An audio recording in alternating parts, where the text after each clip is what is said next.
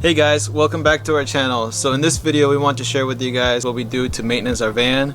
For example, how we clean our fantastic fan and how we treat our gray water tank so it doesn't leave an odor, and also how we dump out our composting toilet. So let's get to it. We need to maintenance our fantastic fan screen. So when we were in Utah, we noticed there was a lot of sand and dust and stuff getting stuck in it. So we're gonna take it down and then clean it off and put it back on.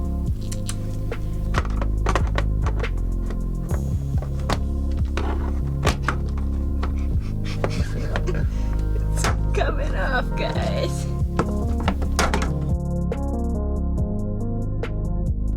Finally got it out, guys. Look how gross it is. And up here you can see that there's a ton of dead bugs that got chopped up in our blades. The carcasses of fallen warriors. Oh my god. So now we're gonna let it soak in some hot soapy water so that the stuff will come off a little bit easier, and then we'll clean it off.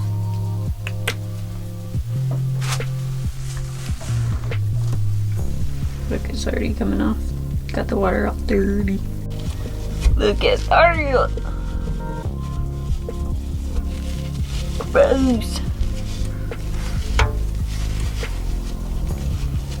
So this is what it looks like when it's all clean. Crystal clear. So in this episode of RV Maintenance with John, we're going to talk about getting rid of smells. Okay guys, so as some of you may know, we've been having a problem with smells coming back from our gray water tank, and usually mainly in this area here, mainly in our shower drain. And we've done everything that's been recommended to us, filled water in our trap, and also vented our gray water tank. So none of that worked, but after doing some research, we found this to clean our gray water tank, and it also helps control our odor problem. So this is actually scented, and what you do is you put 4 ounces for 40 gallons of this, and since we have 20-gallon gray water tank, we're only going to do 2. And then you could also pour this directly into the sink or into the shower drain, which we've really been having the problem here. So we're going to go ahead and do that. Just pour it directly in there, and we'll let you guys know if it will stop it. So another thing we have to take care of is washing our sheets. So living in a van, your sheets definitely get dirty fast, and we don't like going more than a month without washing our sheets, but it can be kind of a pain to wash them at the laundromat because it's like a separate load you have to do. It's a lot of things, it takes forever to dry, our comforter doesn't really fit in there. So we decided to just wait till we were coming back to Washington, because it was right around a month anyways, and now we're gonna wash them. We'll see how gross they look.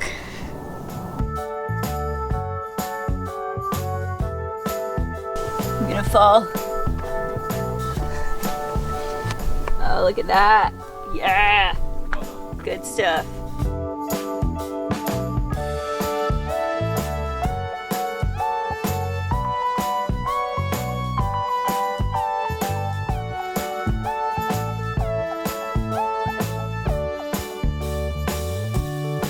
Stand back. Further, babe?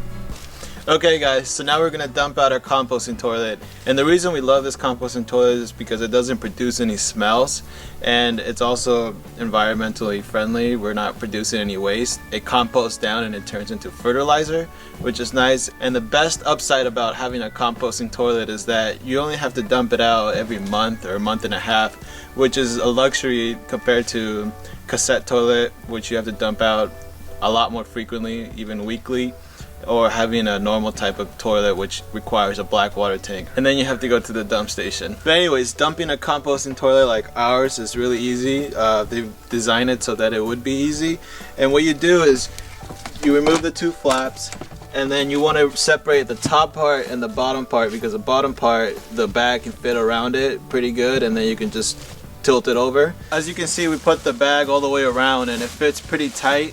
Like I said before, it was specifically designed to be dumped like this, so we're following their steps. So what I recommend is that someone tip this over and then another person making sure that the bag doesn't come off of this.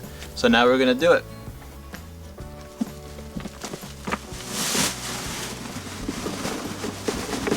With a little bit of shake, make sure you get all that out.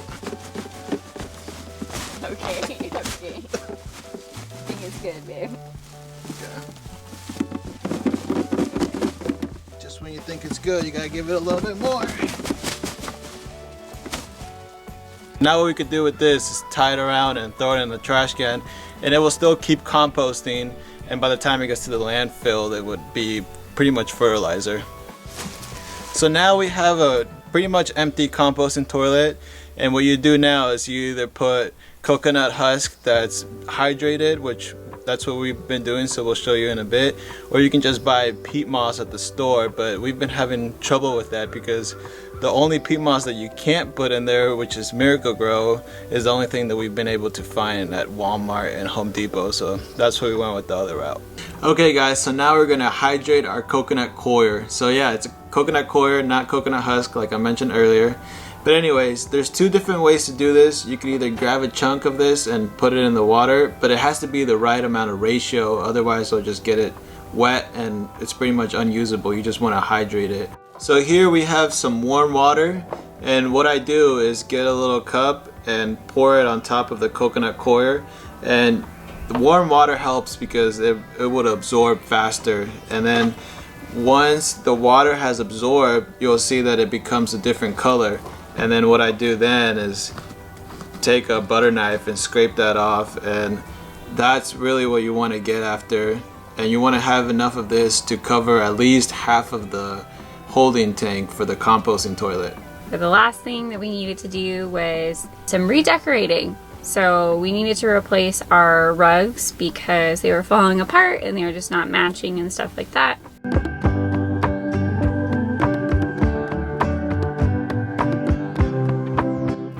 So we also got this smaller rug for back in our living room area so that JJ can jump up on the couches, because if it's just the hardwood floor, he can't jump up on his own. And it may seem like we have a lot of rugs in our van, but for us it's useful because we have one by the door so we can wipe our feet off when we get in, so it won't get as dirty in here, one by the shower so when we get out of the shower it doesn't get the floor all wet, and then the one back here for JJ. And overall just gives it a more homey, decorated feel. And then the last thing we decided to get was some throw pillows. We didn't have any for the longest time, and it was just something that we had been missing back in, to hang out on our couches, just to make it a little bit more homey and a little bit more comfortable. So thanks for watching this video. Hopefully you learned something about different maintenance that you have to do when you're living in a van, and we'll see you next time.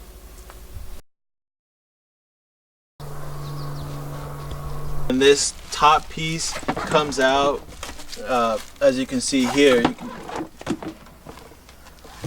Why isn't it coming out?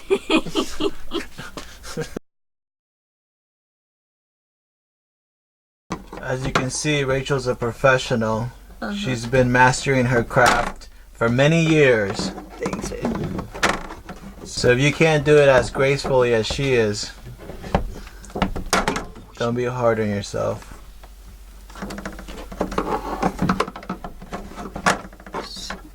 20 minutes later.